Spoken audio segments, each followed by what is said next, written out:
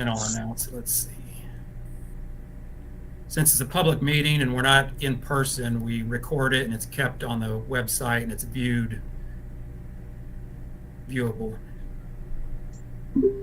Looks like we're good to go.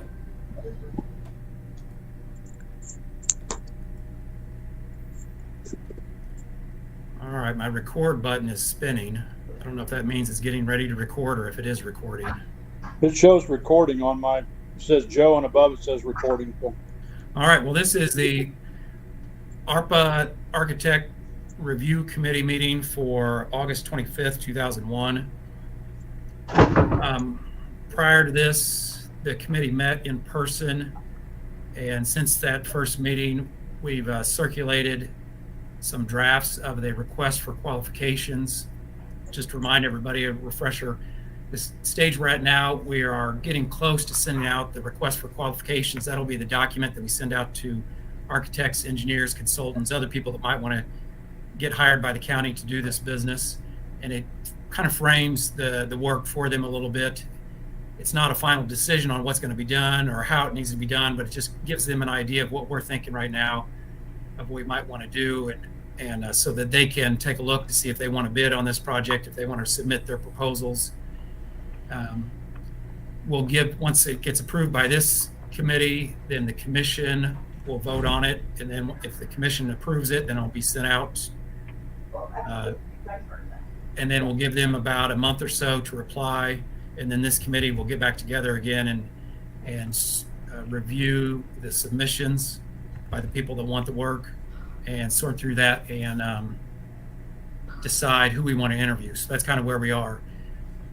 I think we're up to the 5th draft on the request for qualifications, and we've had some good discussion by email. But it's sounded like maybe there could be some discussion that we ought to have on a video conference. So I'm happy to let anyone that wants to chime in at this point. Judge Hansbrough, we just got started. Thanks for joining us.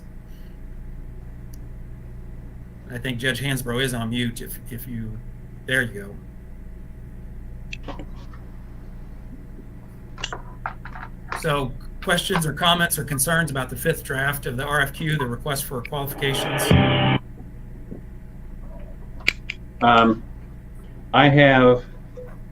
I don't know if it's the 5th draft or not. I have 2 drafts. It's hard for me to tell which one's the 5th draft. I've got one that, well, hold on a second. Let me look at both of them. Maybe I have 2 copies of the same document.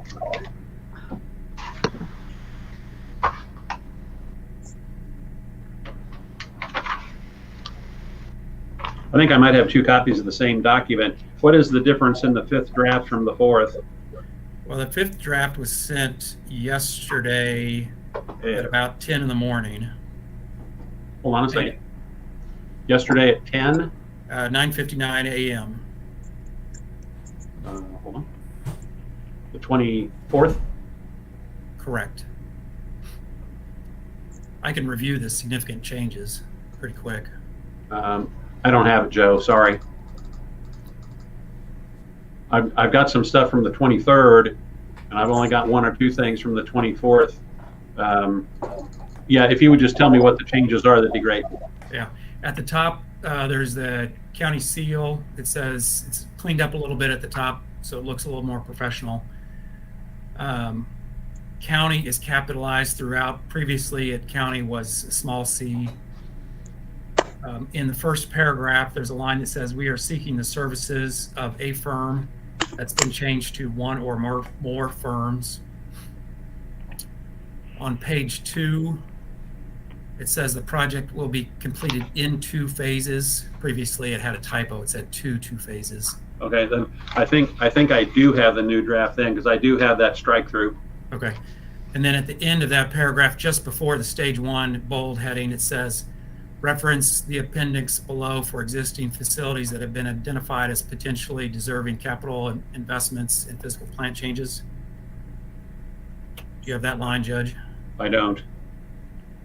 Okay, that was an addition. We sent out the fourth draft to a couple of architecture firms to see what they thought of it, just to get their spitball thoughts. So we've added a line that says, it basically calls out that there's an appendix with existing facilities that have been identified as potentially deserving of capital investments and physical plant changes. The fifth draft, a significant change or addition, is stage 1, number 1E. It adds a line that says, conduct design charrettes with occupants of buildings to generate design solutions that are conducive to meeting present and future needs. That's one that I added based on the court's suggestion. Do you have that one, Judge? I do not, but I have my email to you regarding that. Okay. So instead of setting it out as an F, I added it into E. And instead of specifically calling out, do design charrettes with the court, I made it with occupants of buildings. So I think the design charrette idea is a good one. It's a great one, and probably can be done at the admin building with the people who work in the admin building, with the resource center for people who work there, and for the court for the people who work in the court. Number 2A, I add in at the end of it, it starts with search for ways to make capital investments in and physical plant changes to public facilities that respond to COVID-19. I add in ways that conform with present and future needs. I gotta ask, did everybody else get the fifth version? Is anybody missing the fifth version other than Judge Fincham? No. Okay. Judge Hansbrough, I didn't get the fifth version either, but I tracked what you just went through. Okay. There must be some issue with group emails that go to the courts, maybe. Well, there could be, because when you send it to us, it's got to go through OSCA first. Yeah. And they have a gazillion spam filters and junk mail filters and everything else, and it might have been hung up in Jefferson City and never made it here. Yeah, although Judge, I think you got it because I saw the email that you responded to saying that this time worked was on that same string. Oh, all right. So it's the email that Joe sent saying, "Can we meet tomorrow at 4?" That same email has version 5 in 3 different forms as attachments. Okay. Then it looks like the fault is on my end. Sorry. I didn't see the attachment either. Sometimes the attachments don't come through on ours. Well, and that could be that OSCA is stripping out your attachments, which that could be. They have, well, as you might expect, there are people who would love to break into the OSCA system for grins, and OSCA is pretty serious about spam filters and garbage filters and malware filters and all that other kind of stuff. So the attachment may not have made it through. Like I said, I don't remember seeing it, but since we're talking about it, that's okay with me. I'll forward it to you right now. Okay. I think it will. All right, that's just sent to Judge Fincham alone, and then I'll forward it to Judge Hansbrough. Thank you. Also. Yes, thanks, Joe, very much. I'll let you know when it pops up. Just remember, it's got to go to Jeff City first, get filtered, and then come here. So. Yeah. Well, in response to the court's suggestion about the design charrette, I thought that was a great idea, and I think we might do that, not just with the courthouse, but with the other buildings also. But back to the review, item 2, this is stage 1, item 2, it adds in search for ways to make the capital investments, and it adds in ways that conform with present and future needs. That's somewhat in response to Eric's comments about we need to keep in mind what our long-term needs are for our buildings, for our facilities and our operations. We have to use this money in the ways that are allowed by the federal law and the federal guidance. And that says we have to do, the money has to be in response to COVID-19, but I think in response to COVID-19, we can make changes that fit within our greater plans and needs for the future. And to make sure that the COVID changes fit within our bigger plans, we need to somewhat explore our greater plans and our more long-range plans. So I'm not sure that we'll be able to do a full, what are our needs for the next 20 years type of analysis, but we'll need to do some of that to make sure that our COVID response fits within what we think the needs will be coming up. Other significant changes, stage 2, number 7. There's a part that said review wage rates, postings, equal employment opportunity, etc. I changed it so it says review prevailing wage rates and reporting. Then I also corrected a typo previously. It said, and other related items call for in the contract documents. I changed that to other related items called for in the contract document. Joe, let me just mention, and I certainly don't know enough about any of this to comment really from a legal perspective at all. But I know prevailing wage is a term of art in the law that some public bodies pay prevailing wage when they're doing these sorts of capital projects. I think others perhaps don't. Is that what intended? Are we trying to use the term of art there? The big picture intent is we need to comply with whatever laws apply to us. Yeah. Quite frankly, I'm not sure if prevailing wage applies to county project. Is Daniel or Bob, do you want to chime in on that? From our perspective anyway, up to $75,000, you do not have to pay prevailing wage on road maintenance type projects. I don't know if that statute applies to everybody or if it's just roads and bridges. I'd have to dig that back up. But once you get over that 75,000 threshold, then it's prevailing wage.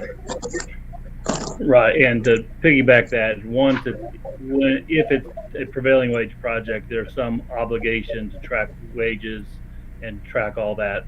So I think it's appropriate to have that, to state out prevailing wage in the contract, because that's something that we want the project manager to do on our behalf to make sure we're in compliance with the prevailing wage requirements if required to follow them.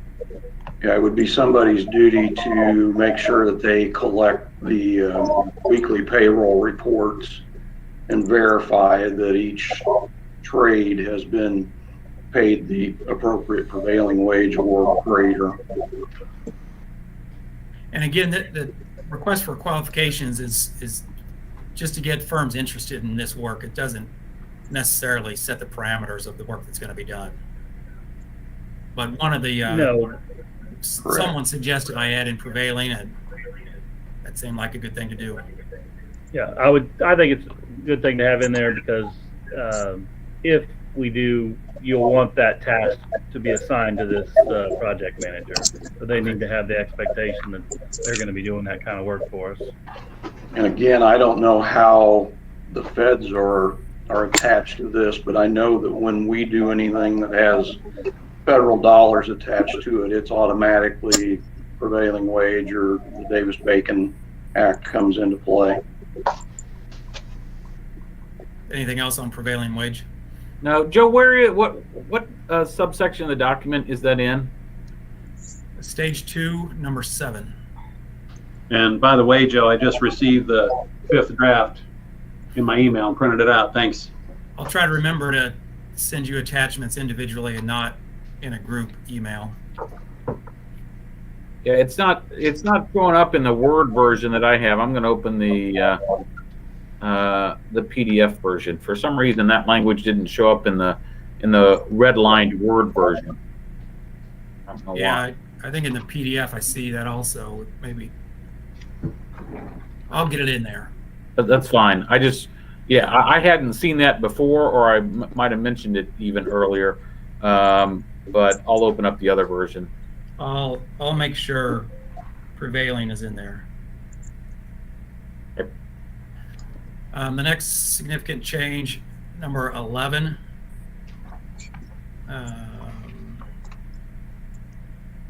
One of the outfits that reviewed this asked or suggested we add at the end of that, number 11, to the best of the consultant's knowledge, information, and belief. That didn't seem too terribly controversial, so I put that in.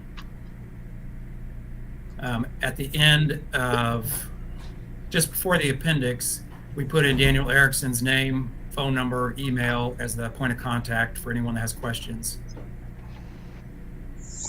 On the appendix, we added in the dates or the general dates that the buildings were constructed and our estimates of how many people work in the buildings on a regular basis. And we included approximately 190 inmates in the detention center. And I think there was just a typo within was misspelled at one point. Those are the changes from version 4 to version 5.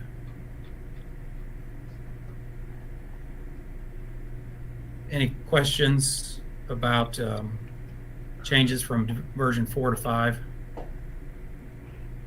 I'm comfortable with the version. Okay. I'm just getting it, Joe. Hold on.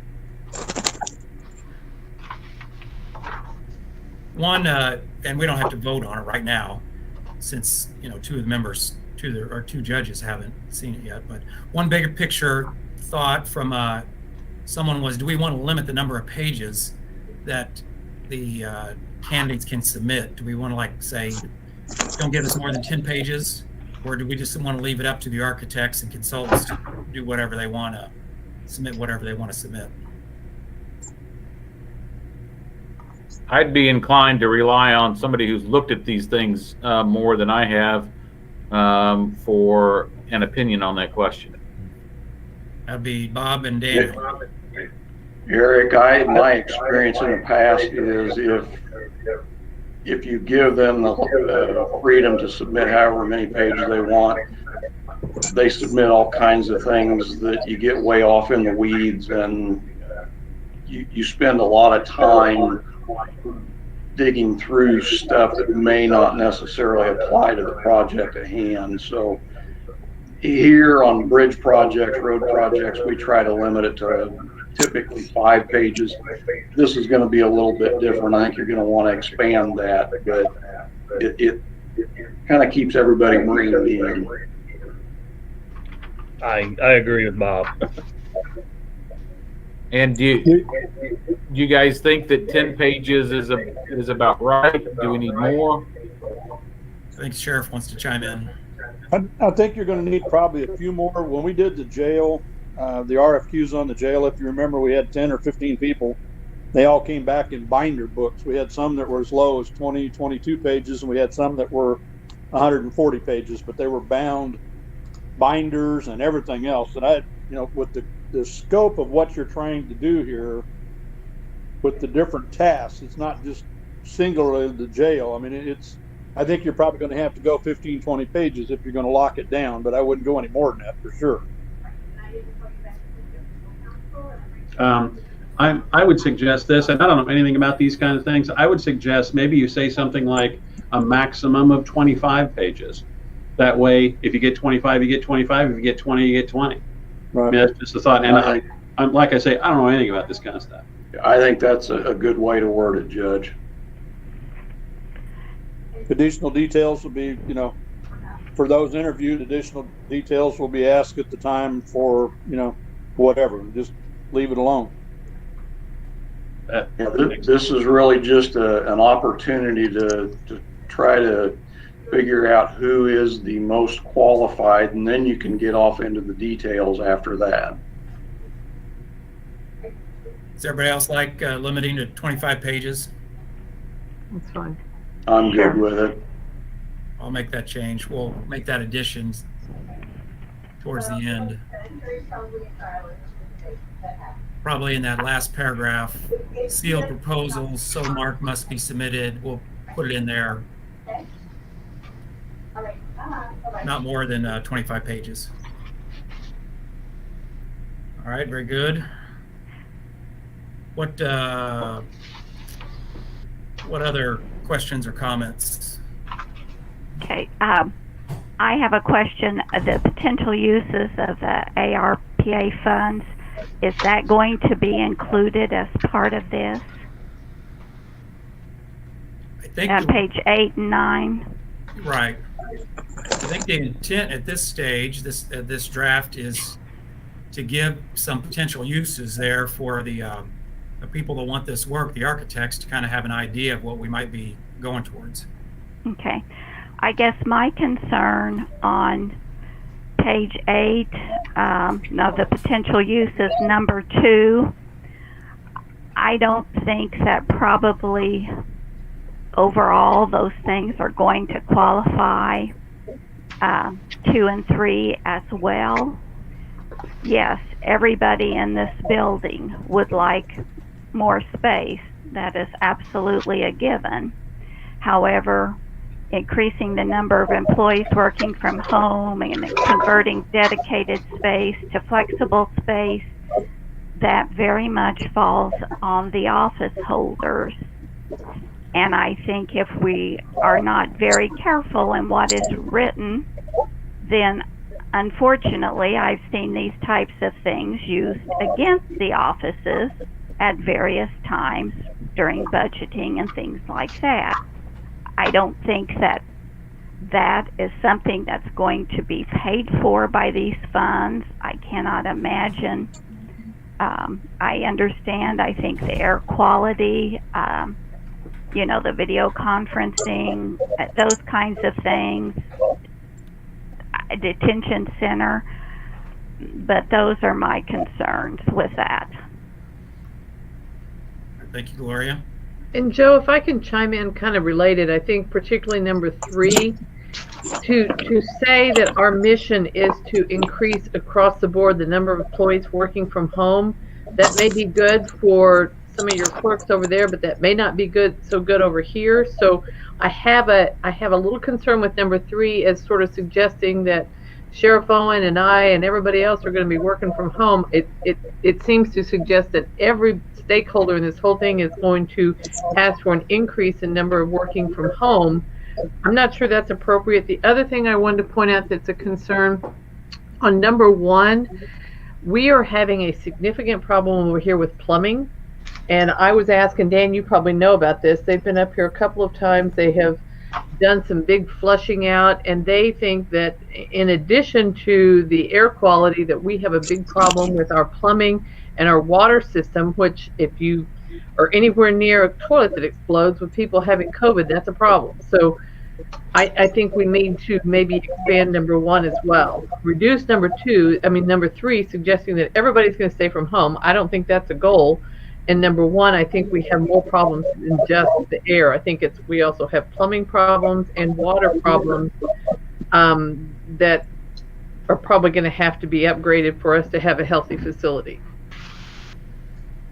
Thank you, Judge. Mm-hmm. Other comments along those lines or on those topics? I think one way to address the concerns that I'm hearing about number 3 is maybe just to reword it to say something to the effect of, considering the future of work from home or something like that. I mean, Opportunity to, or the flexibility for. Yeah, I think rather than putting it an overall that we're going to increase the number of people working from home, I'm not sure that's a fair assessment. I liked the way you put it, Eric. It's a little better. Anticipating future work needs and requirements or something like that, rather than saying increasing the number of people working from home. So. And Judge Hansbrough, I would agree with that. You and I discussed this briefly earlier. I agree with that because everybody's office is different, and some people's needs needs are going to be different than others, and some people's ability to have people work from home is going to be different than others. So I think this needs to kind of be, for lack of a better term, an elastic concept that can expand or contract based on the office you're talking about. Understood. Other comments on this topic? I am still concerned with number 2, realign office space as advisable. At the end of the day, if I want my office space, my existing space, I can contact a business, Staples, national business, and they're going to come and they will have someone that can do this for me. I don't think that's something that's going to. I am still concerned that, and again, with the same with 3, that those are just things that I've seen these types of things used,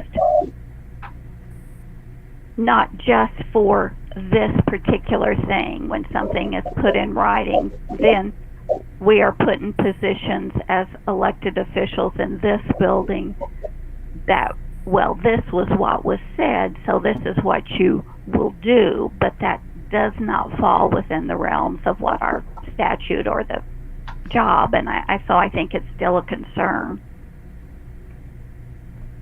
Well, I can say any spending, I know our auditor will follow it very closely before he can certify that it can be spent that way, that it complies. And I think if there's any significant question or serious question of is a certain item of spending qualified for ARPA, then we'll probably get Bob Shaw, our attorney, involved also. Because the county certainly doesn't want to spend the money and then have the federal government tell us it was wrongly spent. Certainly. We will be very careful about, areas that are anywhere in the gray area of is it a qualified expense or not a qualified expense, because we want to make sure that the spending is only on qualified expenses. I think what Gloria is saying, though, is this document can live past just this COVID money. You've got a document here, what you're going to have recommendations at a later date on, office space and realignment and doing all of this. And while the intent of this document is to do the COVID money, what happens if somebody 2 or 3 years from now, a new commission comes in or something and reinterprets what's in this? Is, I think, what Gloria is saying. That's what's happened in the past. It was a document that was totally inconsequential to what we were doing that got brought up in something else. So that's all I think you're trying to say. Yes, that's my concern, is not concerned about this particular per se, but this document will remain for years after this, and it can certainly be interpreted and used, be more detrimental for the offices, in all honesty. I guess, Gloria, this is Eric. My perspective on it is, on the one hand, I absolutely understand your concern. On the other hand, the truth of the matter is the commission is already the landlord for at least all of the non-court county office holders. It gets a little bit more complex when you talk about the courts. And I think the commission has the power at any point that it wants already to realign office needs and space however it wants to. Believe you me, I've been advocating for more space for my office for 18 years and have only been marginally successful at best in those efforts. So the reality of it is the commission's got the power to do what they want already, I think, with respect to realignment anyway. And so I don't have a problem with going about it in a way that involves experts, that allows office holders to have a voice in it. I actually, personally welcome that, because I think doing it from a in a structured and in a manner that considers, everybody's needs is well past time to be done. And I agree that yes, the commission certainly always has that option to do whatever they choose. However, by designating it in writing as such, it can certainly be interpreted at different ways down the road. And so yes, whatever you choose to do can certainly be done. But I just certainly hope that it is never used against the offices. It's meant to be as a tool, and it can certainly, I have seen things like this used against us before.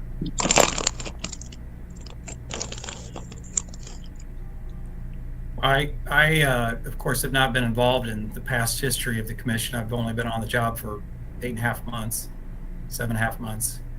And who knows how long I'll be on the commission. Will it be another 2 years or will it be another 20 years? I don't know.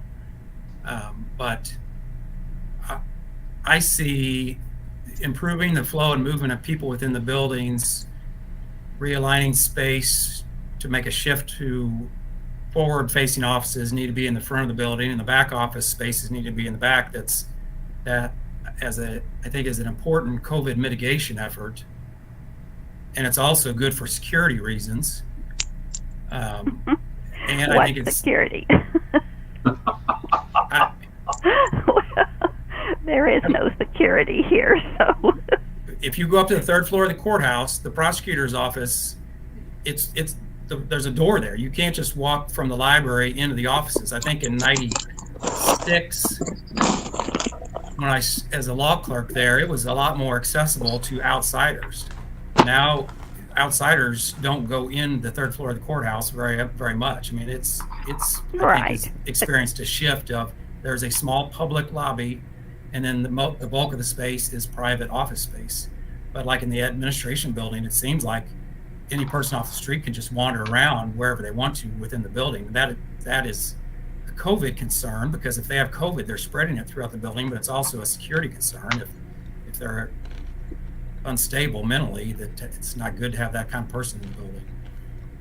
Courts, are similar. Our court is a lot more open, where attorneys and litigants can walk through the building. There are some secured areas, but compared to like the federal court downtown, our court is a lot more open and just has a lot more unsecure feel to it, because there are more places that non-judges and non-clerks can access. But Joe, we also have to serve the county. And when I have a woman that has just gotten released from the hospital because her orbit was broken and she's got her hospital band on and she needs an ex parte, she needs to be able to access a person. She can't go to a kiosk. So some of that insecurity is a service to our county, because those people need to have people. When they come to our court and they need help, we need to be able to help them. So I think an awful lot of that you call office space, front end space, it's not Macy's department store, but by golly, there's an awful lot of people that need our help when they come into that building. And we're taking mitigation efforts, we're wearing masks, we're doing all that, but by golly, I want to be able to help those people when they come in and need our help. So let me just interject on this line. I think this is a really good, important line of discussion, and I think this is exactly what we ought to be talking to the architect about as we get into this process. All of these questions that Gloria is raising, that Ann is raising, that Joe has mentioned, these are the important, difficult problems that you hope an architect gets in and says, okay, here's the best way we can deal with those problems from an architectural perspective. Well, and to echo a little bit of what Judge Hansbrough said, the use of our space here, because of the work we do, is different from the use of the space, let's say, in the admin building or the resource center, because of the work they do. So our needs will obviously be different because of the different work we do compared to other people that use county space. I mean, the nature of our business is just different. I mean, there's no other office in the county government that I know of that is like us. So our needs would definitely be different. And I obviously think it's not a one size fits all kind of thing. And I hope that's what the architect will do once we get an architect on board on this project. Study it, interview and have design charrettes within the buildings, and then make recommendations based on their professional experience with various types of buildings. Yeah, the introductory paragraph on potential uses says it's potential uses. The list is not considered exclusive list nor an approved list, because the assessment needs to be conducted first. So the list, the 6 items are not commission approved work that we want to hire someone to do. These are potential uses. And we recognize thorough assessment of facilities, operations, and opportunities needs to be completed first. Yeah, it's a great discussion. I would venture that all of us know people who work in the corporate private world right now that are working from home and having this kind of discussion and they're moving from working from home or some hybrid model. And I guess kind of what could come out of this is to answer the question, what does that model look like for a local government? And it's better to have some outside firm come in and look at it and that from that perspective than trying to do that, because everybody has their own section of local government and understands what could work and what can't work. But you kind of need somebody to look at it from the outside and give you some guidance and some suggestions. And I think that's what we'll get regarding this work from home. What does a local government work from home policy or model look like going forward? Yeah, I agree, Dan. And who can and who can't, because I think we all recognize that there are some things that are going to have to be done in the building. For example, you have to have jury trials in person.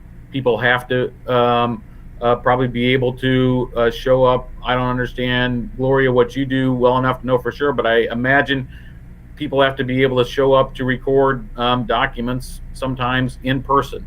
So there are things that absolutely have to be done in person. There may be some things that don't. And again, this is all exactly the sort of discussion that I hope that we have with the architects.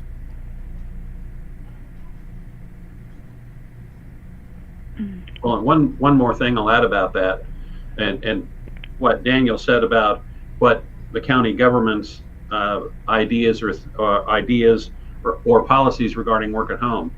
We're a state office, not a county office, and all the state employees have been ordered to return to work by Governor Parson way back in May. I mean, we're doing what the state government tells us to do. I mean, now I've entered an order regarding masks and all that other kind of stuff, but as far as work from home, that's what Governor Parson has indicated he doesn't want us doing. So, I mean, of course, we're a state office, not county, and the county's different. But we've been ordered to be here, kind of. Maybe not ordered, but told by the governor to go back to work. Of course, we never did not go back to work. So, anyway, that's something we can discuss with the architects and engineers, I suppose, as well. I mean, every step of the way, we're going to have to comply with the law. I don't agree. If it's ADA or if it's what the requirements are for court clerks, whatever the laws are, we will find out what they are and we'll comply with them. I don't disagree. Any other comments along directed at potential uses and how we should put that into the request for qualifications?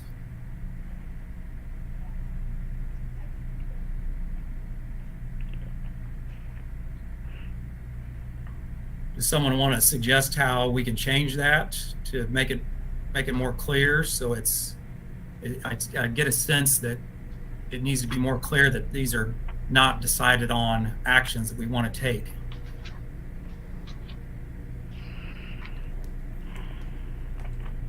Well, I think you're looking for options. I mean, what would be some options that you could do through their studies or their conversation research? What would be, some options that would affect what it is you're trying to accomplish? I mean, it's just a play on words, but it's options instead of.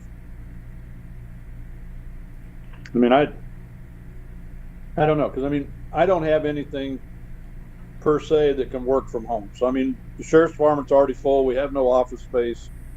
Cyber's already over in the admin building. And I don't have any place or anybody that can work from home. Everything we do is CJIS compliant, has to be in the facility, has to be under the control of a lot of the stuff. And obviously when the warrants come down from the court, I've got to have them there so we can get them immediately entered or go get the people. We've got to have them on hand in case the people walk in jail. So, I mean, from the standpoint of the sheriff's department working at home, I don't see hardly any job description in there that would let them work from home on a regular basis.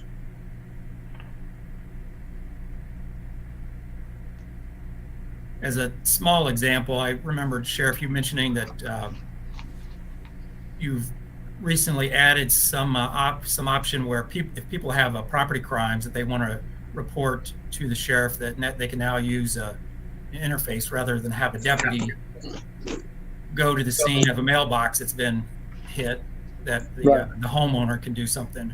Online reporting. That's not exactly work from home, but it's reducing face-to-face interactions between a government employee and a citizen.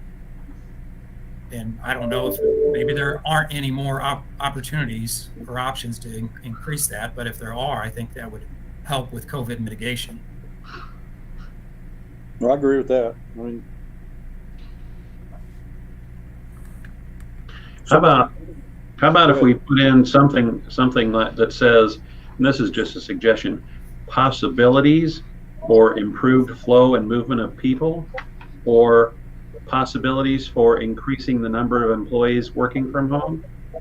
And that's a little more of a soft pedal. I don't know if that's going to work or not.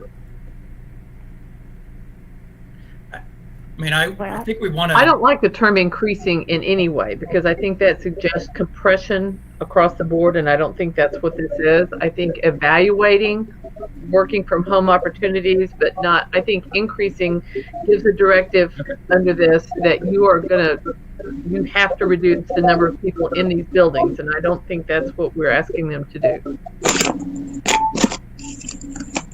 Good point. I agree. I don't think we're mandating, but I think that's what the language says. The language says increasing the number of employees working from home says make a compression, and I think that's an inappropriate use of language. I think evaluating working from home options, something like that, but I think the term increasing, and then the next one, increasing the use of video conferencing. I once again today had a murderous WebEx. I couldn't get people to communicate. People were falling off. It's just not a manner to handle court matters. So I think, and I don't know what they do in the admin building, but the increasing on both of those bothers me, because it is a directive under this application that's what they're trying to do, which means you got to find somebody to kick out, and I don't like that language. I mean, increasing work from home and increasing video conference is a COVID mitigation tactic because there are few people that are interacting face to face. For instance, if I have COVID right now, if I am positive, I am not spreading it to any one of you. If we were meeting face to face, there was a possibility that I would be spreading it to all of you. So, I mean, those two items, increased working from home and increased video conferencing, is very much a COVID mitigation tactic that I think we should explore. Well, maybe for the administration building, but I don't think it is. I think there are times that, I mean, I am having a lot of difficulty trying to manage a court and a calendar and a docket on WebEx. So increasing the number of employees working from home from the admin building, great. That you ask us for our suggestions. That language bothers me because it suggests that we are to compress employees in person, and I don't think, at least from this side, in this building, I don't think that is the goal. Joe, maybe you used the right term in your last comment when you said it's something that we should explore. Maybe what we ought to be saying is, exploring opportunities for work from home and, explore improved flow and movement of people within buildings. I'm okay with that. I think that's I evaluating, like not that. demanding a decrease. I'm okay with that too. I like that. Eric, can you type those up and send it over to me? Sure. It Yeah. doesn't have to be, not right now, but after the Yeah. meeting, and then I'll circulate it to everybody. If we can get that final section in a shape that everybody likes, are there any other sections that we need to work on so that everybody is comfortable with it?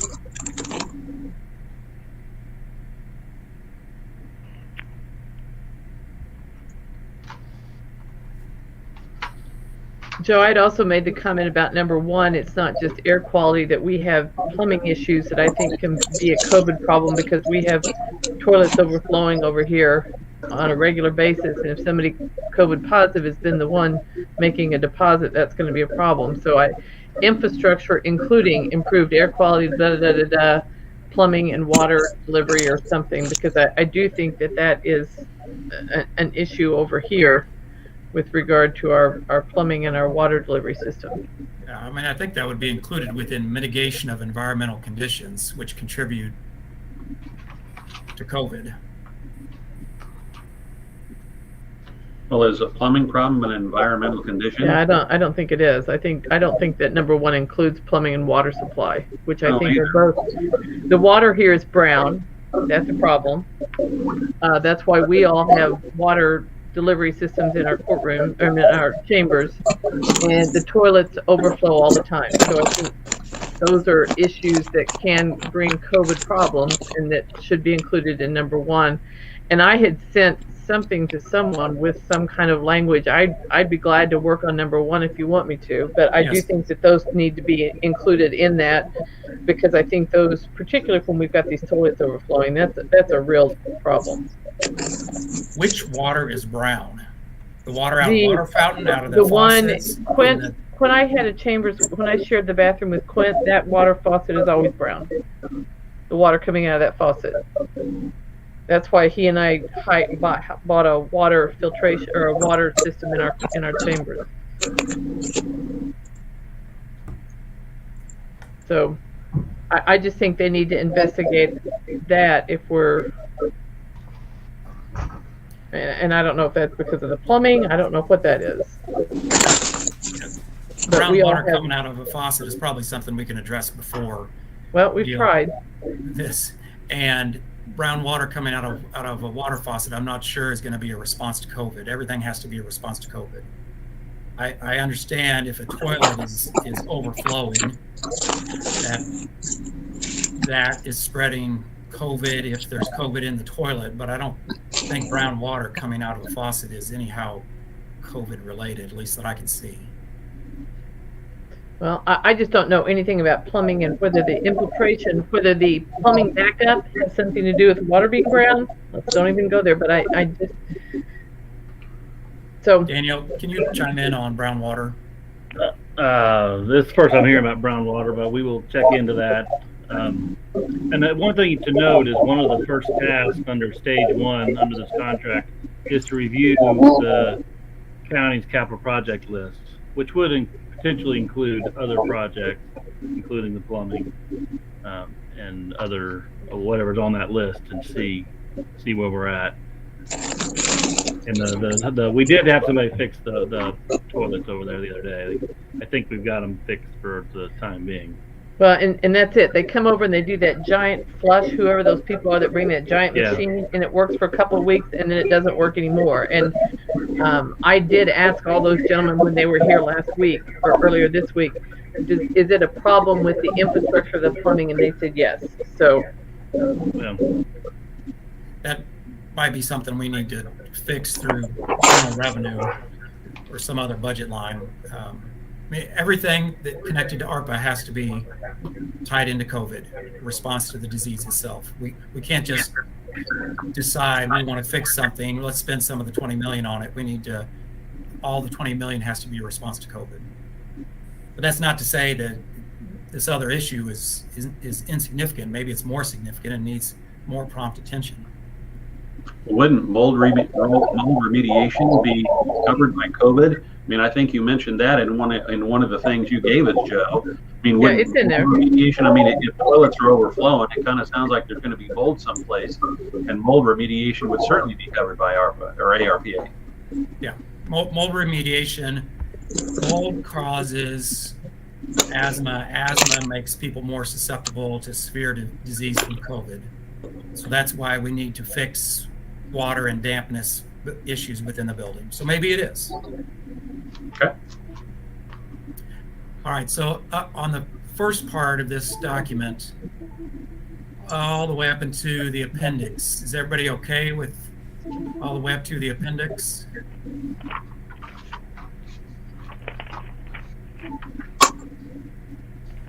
With the modifications that we talked about on page 8, paragraphs 2, 3, 1, 2, and 3, and 4, yes, with the changes that Eric's going to make on 3 and 4, and the suggestion I'm just going to incorporate some plumbing, maybe not water supply, but plumbing into 1, I would be okay with it. Yeah, at first I think the easiest part to agree on is pages 1 through 6. Oh, okay.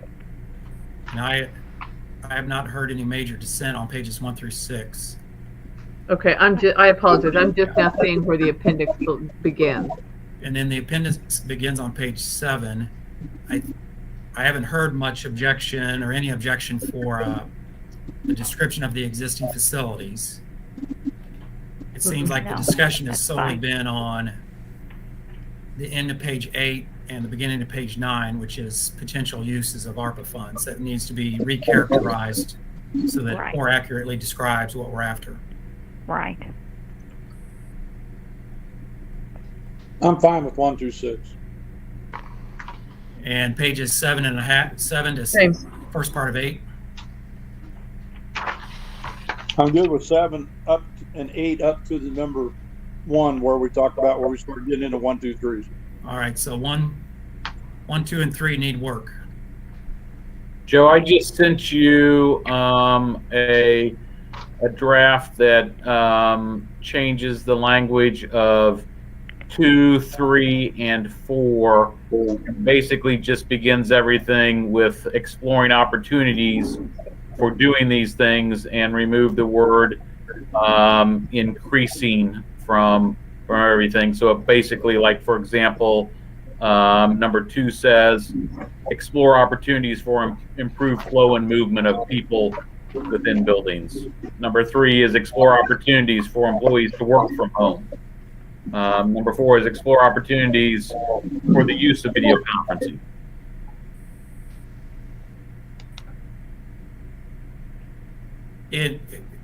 We haven't seen it yet, everyone, and I know everybody wants to see it. But does that sound like the type of changes that if Eric and I can work on the language, we can send out version 6 tomorrow sometime, and then we could get a thumbs up or thumbs down based off an email, or do we need to have another video conference meeting to hash it out to get to the final form? I'm okay with email. Yeah, I am too, but I'll say this, and I think both Judge Hansbrough and I have huge criminal dockets tomorrow, so I'm not so sure I'll be able to get to it tomorrow, but I certainly can get to it. Yeah, it will probably, we tend to go directly through tomorrow. I think I have 90 in the morning, and then I have obligations in the afternoon, so we probably won't get a chance to look at it till after 6 tomorrow for both of us. We'll do our best. What about replies before or by 9 o'clock Monday morning? Oh, that's easy. That'll work. All right, yeah, 9 o'clock Monday morning's fine. Me. And if if we need to have another video conference meeting, then we will, because we want to get this right. Every step of the way, I want to get it done right. But if it can be done by emails, if it's not controversial, then let's just go ahead and get it done by emails. Sure. All right. Well, how about we go with that plan? Eric has already sent it to me. I'll look at it. I'll have Daniel take a look at it also. And then I'll send it out to everyone, the revision version 6 tomorrow sometime. And if everybody can look at it and send the replies to me, thumbs up or thumbs down, or, let's have a meeting. So I guess the answers are I approve, I disapprove, or let's have a meeting to talk through version 6. Hopefully it's all right and everybody approves of version 6, and then I can share that with the commission Monday during our work session. And then my plan would be the following Tuesday, the Tuesday after Labor Day, to have a commission vote. And then we can get it sent out. Maybe by mid-October, this group can start reviewing the architects, et cetera, that want to do this work, and start deciding which ones we think are worth interviewing and keep it moving. Does that plan sound all right with everybody? Any objections? Sounds fine to me. Sounds fine. Okay. My goal is to keep pushing this, but tell me if I push too hard or too fast, because I don't want to roll over anybody. But just so that you know, I'm keeping at it. I apologize if it moves too quickly or if it moves too slowly. I'm trying to get the right speed down. I'm happy to have your input on if we ever need to slow down on something. Any final comments or anything else to talk about before we wrap it up tonight? No, I'll just say, Joe, I appreciate you doing the work on this. This is the most careful work I think a commission has ever done in at least my 18 years of being up here thinking about the buildings and the future. And so I appreciate you at least being willing to think about it, because in my experience, no previous commission has even been interested in thinking about it. I agree. Yes, I agree. Thank you. Appreciate this. I can tell you, this is really a team effort. All of us, the other office holders that aren't here that are thinking about this and commenting on it. Also, the 2 other commissioners. I've kind of been the point person for these sorts of meetings, but the 2 other commissions care very deeply about this project also, and about the future of our operations and our facilities. They aren't the face of it so much as I am, but I can tell you every time that we meet, we talk about how we might be able to use this $20 million to the benefit of the county and county government. And we think it's a tremendous opportunity. We need to seize it and do everything that we can with this money to kind of help us move into the next phase of life in county government operations. And to be safe, for COVID. We want to do what we can to mitigate that every chance that we have. Sure. Absolutely. Anything else? All right. Well, I'm going to adjourn the meeting for tonight. Everybody have a good evening. Thank you again. Thank you, Joe. Really Okay, thanks, everybody. Thanks. Thank you. Thank you. Thank you. Thanks, Joe. Thanks, Joe.